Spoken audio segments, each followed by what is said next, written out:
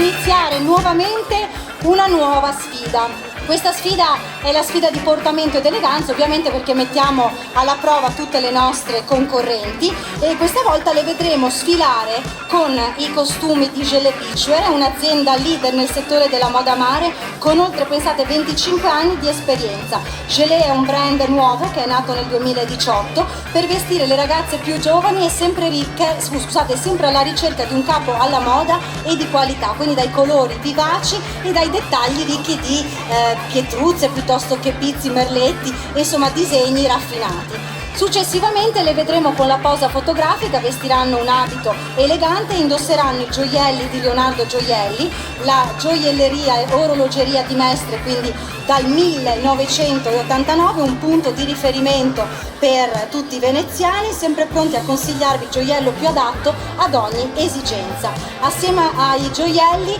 sfileranno anche con le borse di BGHY Venezia, un nuovo brand che rappresenta stile e tradizione italiana. Sapienti artigiani realizzano con cura le migliori borse e pochette con materiali ricercati che rendono esclusive le loro creazioni e uniche le persone che le indossano. Signori e signori, le nostre concorrenti, mi raccomando giurati, aguzzate la vista, sempre voti dall'1 al 10, il numero vi apparirà sui maxi schermi, quindi guardate a destra e a sinistra le miss che escono.